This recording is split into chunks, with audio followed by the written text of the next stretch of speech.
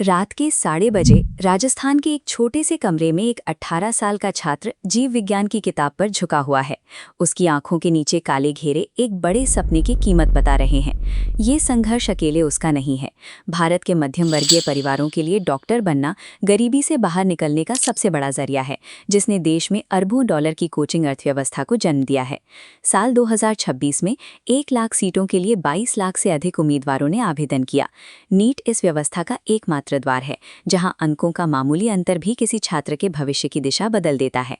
4 जून 2024 को आए परिणामों ने इस पूरी व्यवस्था को हिला दिया। एक ऐतिहासिक घटना में 67 उम्मीदवारों ने 720 में से 720 अंक प्राप्त किए। शीर्ष पर छात्रों की ये अचानक बढ़ी हुई संख्या किसी राष्ट्रीय प्रतिभा का संकेत चिन्हित नहीं थी। ये उस व्यवस्था में पहली बड़ी दरार थी जो सालों से योग्यता के नाम पर चल रही थी। नीट की अंकन प्रणाली में हर सही उत्तर के लिए +4 अंक और गलत के लिए -1 अंक मिलता है। इसलिए 718 या 719 अंक लाना नामुमकिन है। एक प्रश्न छोड़ने पर अधिकतम 716 और एक गलत उत्तर पर 715 अंक ही मिल सकते हैं। जब छात्रों ने इस असंभव स्कोर को पकड़ा तो नेशनल टेस्टिंग एजेंसी ने माना कि उन्होंने 1500 से अधिक छात्रों को ग्रेस मार्क्स दिए हैं। एजेंसी ने इसके पीछे समय के नुकसान का तर्क दिया। इन कृत्रिम अंकों ने राष्ट्रीय मेरिट सूची को बदल दिया। हजारों छात्र जिन्होंने अपनी मेहनत से स्कोर हासिल किया था, रातों रात सूची में कई पायदान नीचे खिसक गए।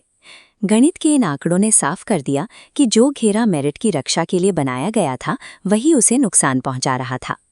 साल 2024 का लीक एक भौतिक सेंधमारी थी। हजारीबाग के एक स्कूल के कंट्रोल रूम में घुसे लोगों ने उन स्टील ट्रंकों को खोला जिनमें देश का भविष्य बंद था। माफिया ने सॉल्वर गैंग का इस्तेमाल किया, मेडिकल छात्र जिन्हें पेपर हल करने के लिए पैसे दिए गए थे। इसके बाद उम्मीदवारों को सुरक्षित ठिकानों पर बुलाकर परीक्षा से कुछ घंटे पहले उत्तर रटवाए गए। सबूत मिटाने के लिए प्रश्न पत्रों को जला दिया गया। हालांकि बिहार पुलिस ने उन अधजले पन्नों को बरामद किया जिनके सीरियल कोड हजारीबाग के परीक्षा केंद्र से सीधे मेल खा गए। इस घटना के बाद सीबीआई ने एक व्यापक जांच शुरू की। हजारीबाग के स्कूल प्रिंसिपल से लेकर बिहार के राजनीतिक गलियारों तक फैले इस नेटवर्क के कई सदस्यों को हिरासत में लिया गया। 2024 की इस घटना ने माफिया की घुसपैठ करने की ताकत को उजागर कर दिया। ये उनके विकसित होते अपराध तंत्र की एक बड़ी शुरुआत थी। 2026 तक माफिया ने अपनी रणनीति बदल ली। उन्होंने एनटीए की सुरक्षा को बाईपास करने के लिए एक डिजिटल मॉडल अपनाया, जहां नासिक की प्रिंटिंग प्रेस से निकला दस्तावेज तेजी से हरियाणा और फिर सीकर पहुंचा। इस बार किसी परीक्षा केंद्र पर हमला नहीं हुआ। असली प्रश्नपत्र सीधे प्रिंटिंग प्रेस से गैस पेपर के रूप में लीक किया गया, जिसमें परीक्षा के 120 सवाल पहले से मौजूद थे। इस पेपर को टेलीग्राम ग्रुप प्राइवेट माफिया के जरिए लाखों रुपयों में बेचा गया। इसके डिजिटल होने की वजह से ये कुछ ही घंटों में देश के हर कोने तक पहुंच गया। सरकार ने पहले इन दावों को अफवाह बताया, लेकिन जब स्वतंत्र एजेंसियों ने असली पेपर के साथ सवालों के मिलान की पुष्टि कर दी, तो शिक्षा मंत्रालय को कमांड चेन में सेंध लगने की बात स्वीकार करनी पड़ी। 2026 के इस मोडस ऑपरेंडी ने साबित कर दिया कि माफिया अब भौगोलिक सीमाओं से आगे निकल चुका है। एक बार डिजिटल फाइल लीक होने पर उसे रोकना सरकारी तंत्र के बस में नहीं था। 2024 में सर्वोच्च न्यायालय ने ये कहते हुए दोबारा परीक्षा कराने से मना कर दिया था कि पेपर लीक कुछ ही स्थानों तक सीमित था। हालांकि 2026 की डिजिटल लीक ने इस स्थानीयकृत तर्क को खत्म कर दिया।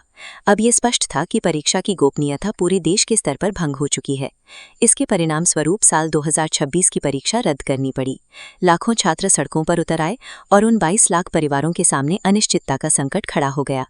न्यायपालिका अब उस ढांचे का बचाव नहीं कर सकती थी जिसने अपनी ही व्यवस्था पर नियंत्रण खो दिया था। साल 2026 की विफलता को रोका जा सकता था। सरकार के पास राधाकृष्णन समिति की रिपोर्ट थी, जिसमें परीक्षा प्रणाली को सुधारने के लिए 95 सिफारिशें दी गई थीं। इस रिपोर्ट में सलाह दी गई थी कि पेपर लीक रोकने के लिए परीक्षा को पूरी तरह कंप्यूटर आधारित किया जाए और निजी केंद्रों को हटाकर केवल सरकारी केंद्रों का उपयोग हो। इन महत्वपूर्ण सुधारों को लागू नहीं किया गया। भौतिक परिवहन और निजी छपाई केंद्रों पर निर्भरता बनी रही, जिसने 2026 में माफिया को एक और मौका दे दिया। ये संकट तकनीकी समाधानों की कमी से नहीं, बल्कि मौजूदा व्यवस्था में बदलाव की कमी की वजह से पैदा हुआ। बार बार परीक्षा रद्द होने का असर छात्रों के मानसिक स्वास्थ्य पर गहरा घाव छोड़ रहा है। तैयारी और अनिश्चितता का ये चक्र युवाओं को अवसाद की ओर धकेल देता है। रिश्वत के जरिए हासिल की गई ये डिग्रियां भारत के सार्वजनिक स्वास्थ्य ढांचे के लिए एक जोखिम है। योग्यता की जगह पैसों के दम पर डॉक्टर बनना भविष्य के मरीजों के लिए एक बड़ा खतरा है। तमिलनाडु तमिलनाडु जैसे राज्य अब इस केंद्रीकृत मॉडल से बाहर निकलने की मांग कर रहे हैं। उनका मानना है कि ये व्यवस्था शिक्षा के कॉर्पोरेट व्यापारीकरण को बढ़ावा दे रही है। जब योग्यता की जांच करने वाला सिस्टम ही भ्रष्ट हो जाता है तो देश अपनी अगली पीढ़ी का भरोसा खो देता है। ये स्थिति अंततः राष्ट्र की नींव को कमजोर करती है।